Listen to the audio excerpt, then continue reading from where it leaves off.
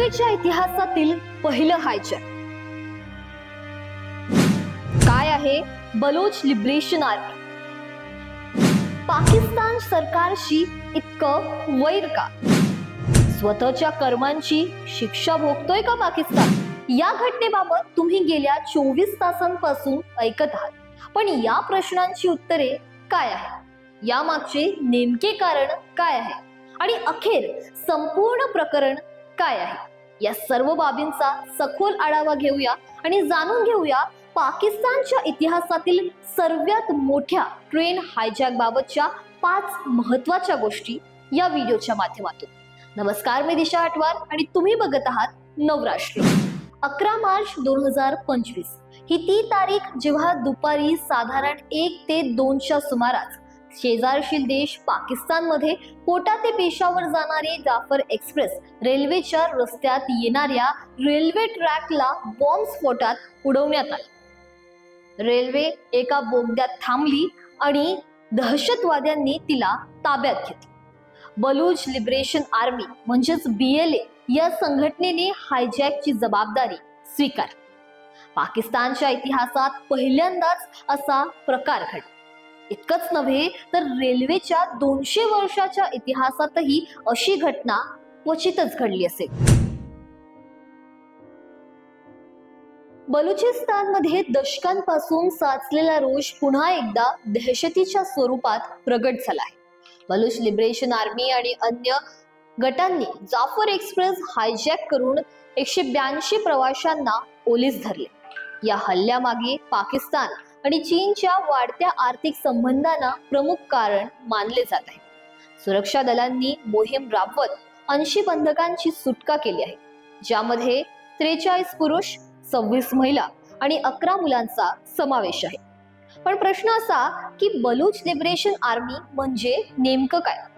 त्यांच्या विचारधारा काय आहे आणि पाकिस्तान बद्दल त्यांना इतका वैर का? त्यासाठी आपल्याला 25 वर्ष मागे जावं लागेल.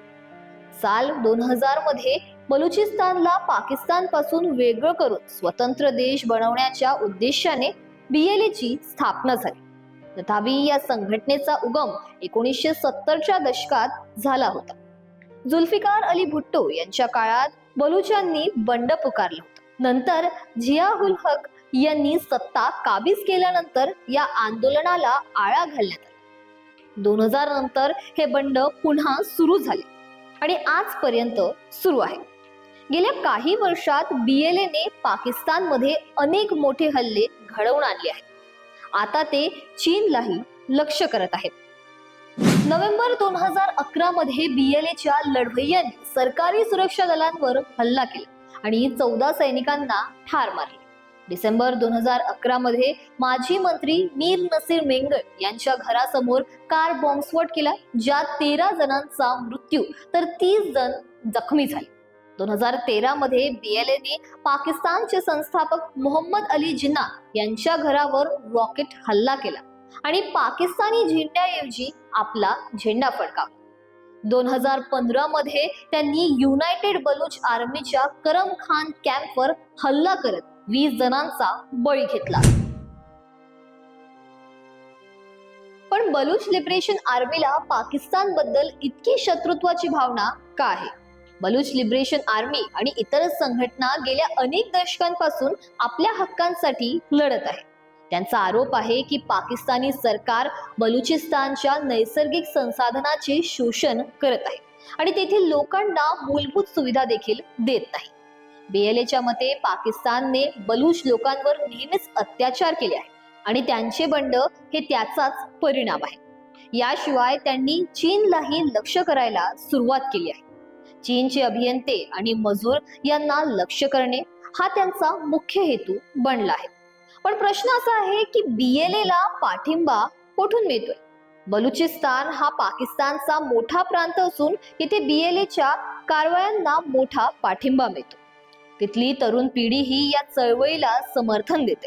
त्यामुळे 2006 मध्ये पाकिस्तान सरकारने या संघटनेवर बंदी घातली. 2024 मध्येही त्यांना अतिरेकी संघटनेच्या यादीत समाविष्ट करण्यात आले.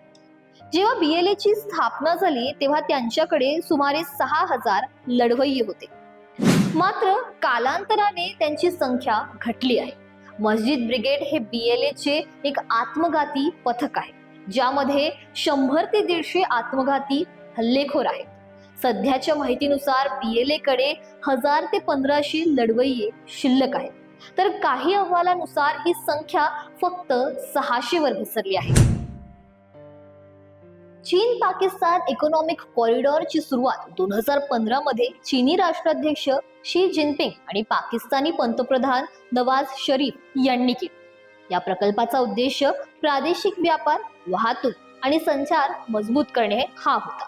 या अंतर्गत crore hydropower project, China power hub generation company आणि थार ॲग्रोकोल पॉवर प्रोजेक्ट यासारखे अनेक उपक्रम सुरू करण्यात आले.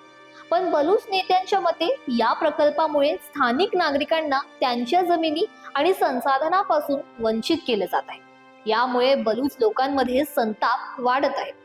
सध्याच्या परिस्थितीबद्दल बोलायला गेलं तर जाफर एक्सप्रेसवरील हल्ल्यानंतर पाकिस्तान सरकारने बलूच बंडखोराविरुद्ध मोठे लष्करी ऑपरेशन सुरू केले आहे. दादर भागात कोब्रा हेलिकॉप्टर आणि फायटर जेट्स तैनात करण्यात आले आहेत. पाकिस्तानी सुरक्षा यंत्रणांनी इशारा दिला आहे की बलूच विद्रोही सैन्यावर हल्ला करतात तर कठोर प्रत्युत्तर दिले जाईल. दुसरीकडे BLA ने स्पष्ट केलं आहे की जर सैन्य कारवाई थांबली नाही तर सर्व बंधकांना ठार मारलं जाईल.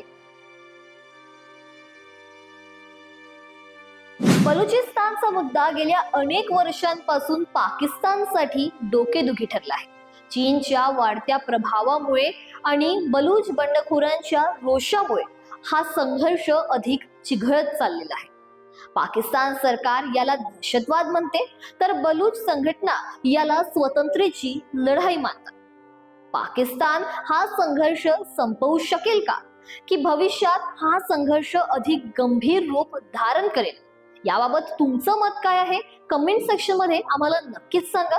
व्हिडिओ आवडला असेल तर याला लाईक आणि शेअर करायला विसरू नका आणि अशाच नवनवीन अपडेट्ससाठी बघत रहा नवराष्ट्र.